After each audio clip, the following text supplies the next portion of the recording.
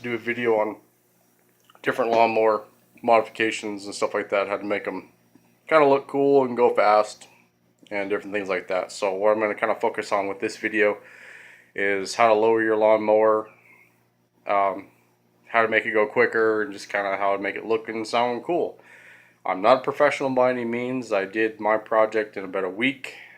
Spent a grand total of, I think, $36. So it just goes to show you that don't take money to make something fun and fast. So meet the sod rod. This is an old lawn tractor that I had gotten from a family member who's since passed away. I've got boxes falling down. Believe it or not, it did used to cut grass. And I decided I'd rather go fast than cut grass. So, lowering your lawnmower. There's a few different ways how to do it. As you can see, it's kind of hard to tell on stands, but mine sits awfully low to the ground. It sits about 1.5 inches to 1.75 inches off the ground.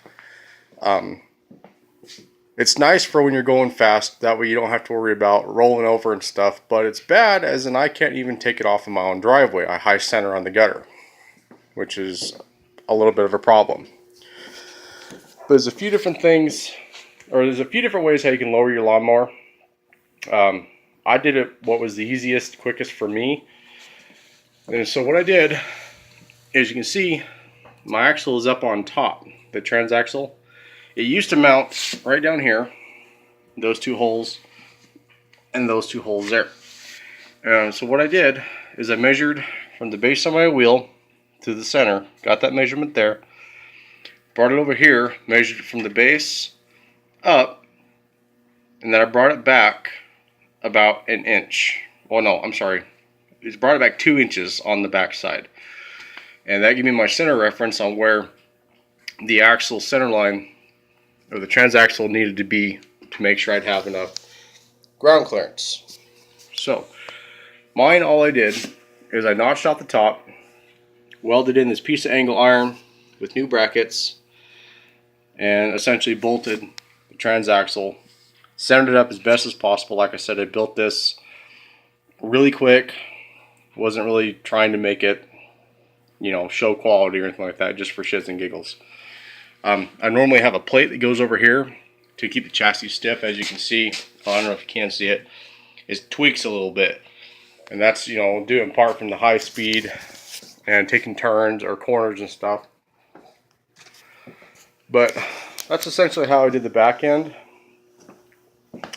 Also, what I did is the transaxle used to sit with the input shaft pointing up. What I did is I flipped it upside down and I turned it 180 degrees. I turned it 180 degrees because of the shifter. I wanted to have the shifter on the passenger side. So in order to do that, I had to flip it 180 degrees. This is the shifter.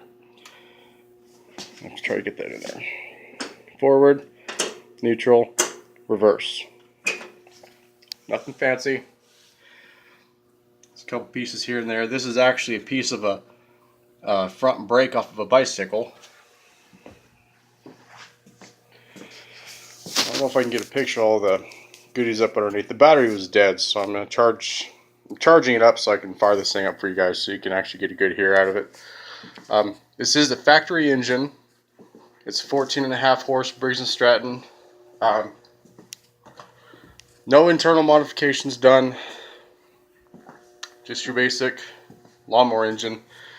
The one thing different is we took the carburetor off and it's actually got a 150cc scooter carb on there, which I don't know, personally I think it's underpowering the engine versus matching it, but you know, it was free, so I can't complain. See right there, 14.5. Obviously had to modify the exhaust. The exhaust came down through the front and do a big muffler type thing, and that's not cool. So we brought it out, brought it down right there. You can see it's pretty close to the ground too, but it sounds really good. throttle linkage here. Matches around right there. It's got a tachometer. The tachometer does work when I get it fired up. I'll show you guys. Homemade gas tank. Okay, so the front end. How I lowered my front end. Now there's a different ways how to do this. Again, I did it the easiest, quickest way that I wanted to do it. So the spindles are actually used to be in from the bottom. Sorry, went in from the bottom, which made the center of the wheel sit clear down about here. And I didn't want that because I already lowered the back end. So the easiest way for me, drop the spindles out, put them in through the top, which unfortunately threw the camber way off in the other direction. So what we had to do was heat them up, re-bend them, and then weld them in place so that they'd stay. And actually, we bent it a little bit so they kind of camber in on the opposite direction, which is nice for when you turn it, they do level out. So you get as much traction control when you're turning, which can make a huge difference. Now I have not welded my rear differential yet. As you can see, it is on my list of stuff to do. Other than that, I mean, it's pretty straightforward. Like I said, we did it really quick, and I didn't want to spend a lot of money. The only downfall with the way I did my front end, though, is it is a little close, and it rubs right through there. And this one's a new tire. These are just cheap $10 tires from Tractor Supply, so they're not, they're not good tires, but whatever. I did blow it. You have to excuse my mess. Last time when we were riding, I did blow a tire right there.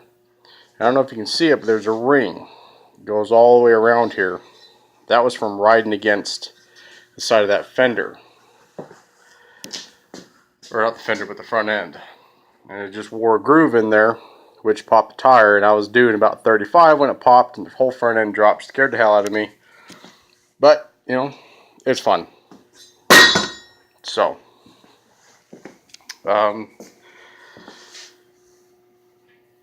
see. Oh, let's show you the belt. So, I didn't buy the right belt when I got this one. I got a 1/2 inch belt. It should have been a 5/8.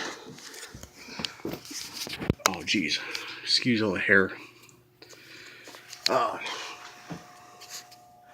So I do need to get a new belt, and I'm actually getting ready to swap my clutch over to this side because it grabs a hell of a lot harder in reverse than it does forward. So I want to swap my clutch over to this side here.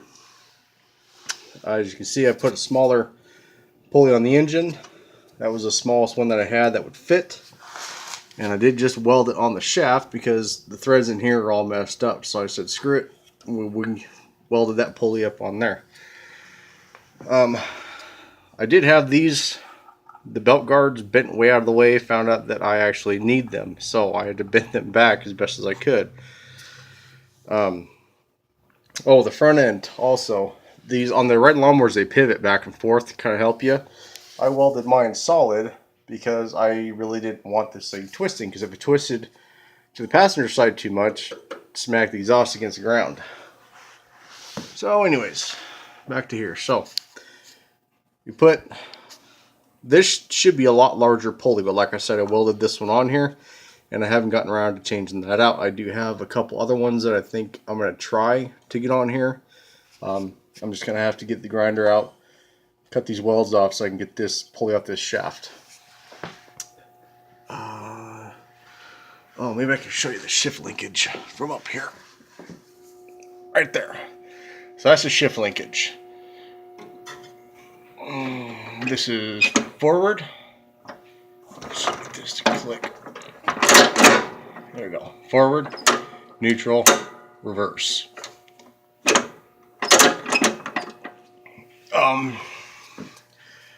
There's a pulley on the transaxle, It's a smaller pulley. It's not very big. Like I said, I thought I had a larger one on here. It's been a long time since I've actually been up underneath this thing, so I did notice I'm having some belt rubbing issues. It's like I had a weld break right there. It's for my brake. That's for the clutch. I'm going to have to modify that because I don't like the way it rubs against there. Again, this is a 1/2 inch belt. It should be a 5/8. And the belt actually flipped on me. It's supposed to be wider on this end, but it's been ground down because I run this thing a lot and I run it really hard. I give a lot of props to Briggs & Stratton engines. They put up with a lot of abuse and they take every little bit of it with stride. So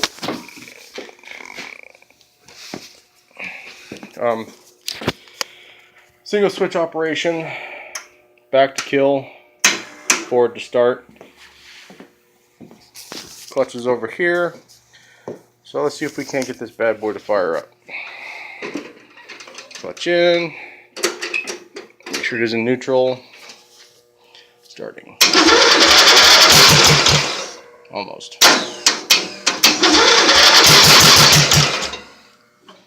It's kind of hard one-handed here.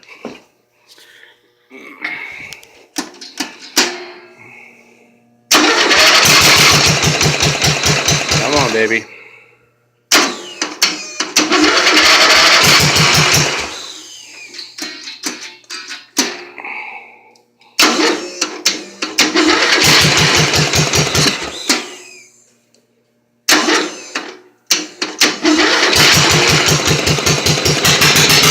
There we go. Well, maybe.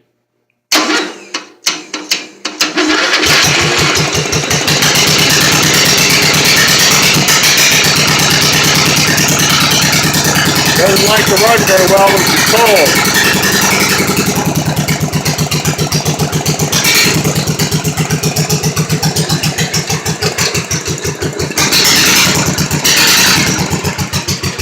There we go. I do have a low idle. Did it that way on purpose because it sounds cooler when it's got a lower idle.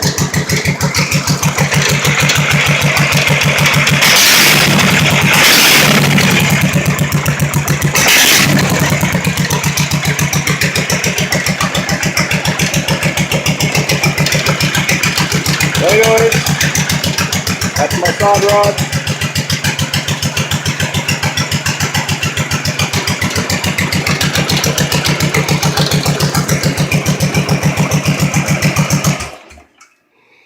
It's a blast.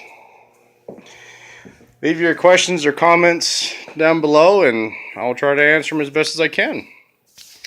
Till then, thanks for watching my video and subscribe. Hopefully if I've got more time I'll make more videos. So thanks again.